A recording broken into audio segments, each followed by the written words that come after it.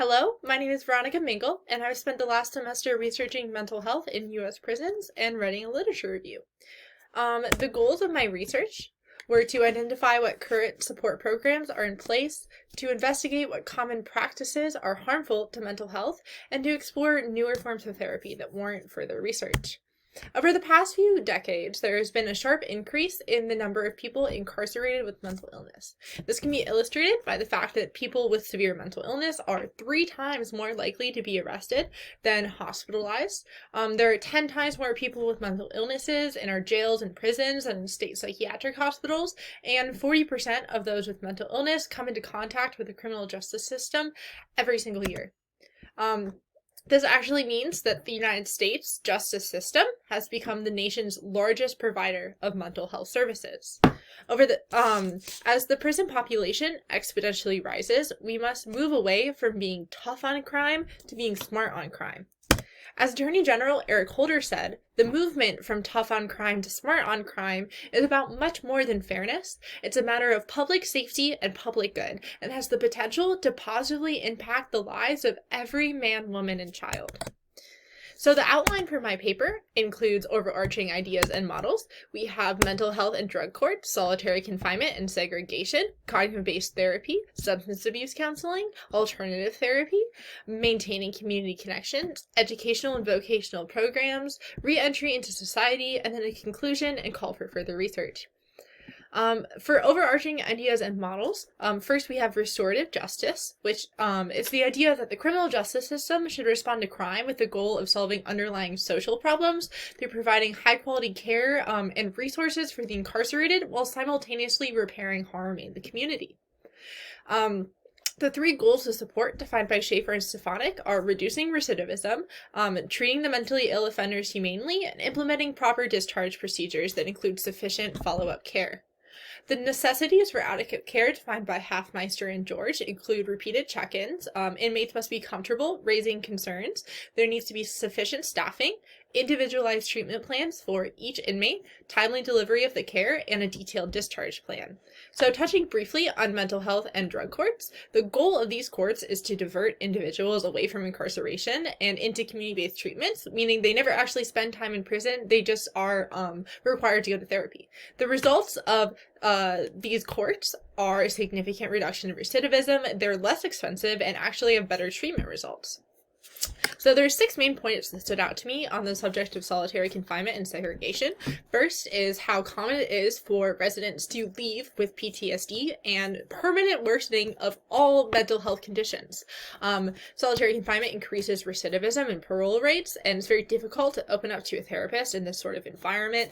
It's a lot more likely that individuals are exposed to excessive force and demobilizing gas in solitary, therefore further increasing the chance of getting PTSD and worsening their pre-existing mental health conditions. There's a lot higher of a suicide risk. Of the 3 to 8% of prisoners in solitary, they make up 50% of all prison suicides, and this kind of creates a really problematic self-fulfilling prophecy, where if someone is treated like an animal who is violent and out of control, they are more likely to act violently and detach themselves from empathy. So there are 3 main takeaways I got from my research on cognitive-based therapy implemented in prisons. This includes that medication alone is ineffective compared to medication and CBT together. It's important to emphasize reward over punishment and to create an environment of equality and respect. So the one CBT program that really stood out to me was justice-related peer support by Thomas, Wilson, and Drain. So this is group therapy with people who have experienced being incarcerated with mental illness. This provides empathy, insights, hope, and role models for the inmates, and has been proven to increase inmate self-determination, hope, and community participation. So out of all of my research, what stood out the most to me was alternative therapy. There are 4 main categories for alternative therapy that I've found. First is animal therapy, which includes spending time with animals, caring for animals, training service animals. We have horticultural therapy, which is gardening.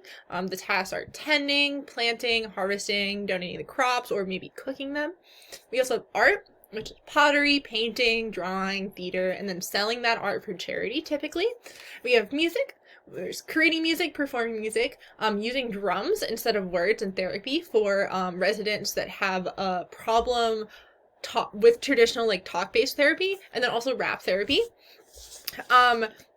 These have all been proven to permanently increase goal-setting abilities, self-confidence, empathy, and conflict resolution skills. Horticultural therapy specifically is a great tool for metaphors. Most inmates often say that they see themselves as the garden and that weeds are like drugs, alcohol, or toxic people in their lives.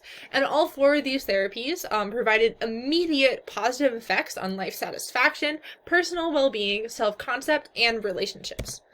So to maintain community connections, we must keep inmates close to their families. Most inmates are from low-income families that might not be able to travel and also take time off work to visit inmates. For the same reason, we must provide them with affordable phones, especially since this kind of has a ripple effect. There's a lot of children that need the support of their parent, even when the parent's incarcerated.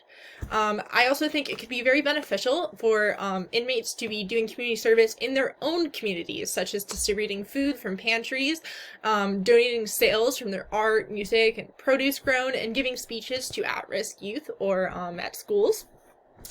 So for educational and vocational programs, I think it could be very beneficial to train inmates in uplifting community-based jobs such as firefighters. And I also think it's important to make it possible for inmates to get their GED and a college education while they're incarcerated. So for re-entry into society, there are 3 steps for success. First is to have pre-planned housing, then to have pre-planned employment, and 3, to have access to transportation for future therapy appointments, their job, and like court dates. I think one way that we can do this is by providing a phone with free 24/7 therapy services, and to have one app that connects the entire team, including therapist, caseworker, parole officer, and provides notifications for court dates, therapy appointments, and job or apartment opportunities. So I think we need more research on the application of CBT, medication, and alternative therapy in one holistic program. This should be further studied because alternative therapies yielded the most positive results compared to CBT and pharmaceutical therapy just by themselves. It's also great for increasing empathy, a sense of community, self-worth, and also learning new skills. And alternative therapies are great for engaging difficult patients who are unresponsive to traditional talk therapy. We should also look into training inmates to be social workers. This should be studied because has the potential to alleviate the need for more mental health staff, especially when we're implementing these alternative therapy programs. It has the potential to significantly reduce recidivism by providing inmates with a fulfilling, well-paid job, and I believe this would increase the sense of equality in therapy, therefore making it more effective.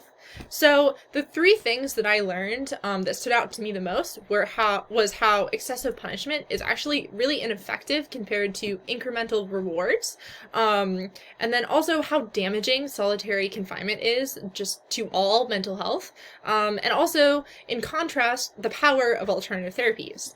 I went above and beyond on this honors project by watching every single TED Talk that had anything to do about prison or was by prisoners to form the outline for what I wanted to research. And then I read every single scientific journal that I could get access to through Madison College's EBSCOhost database. If I could go back to the beginning, I would take notes on Notion instead of Word doc because it's a lot easier to organize things. And I really wish I had found this extension for Chrome called Speechify earlier. It reads documents to me, and it's a lot easier for me to listen and follow along when reading these dense scientific journals than just kind of like reading them on my own. Yeah. So here are the sources for what I used in this slideshow, and thank you very much.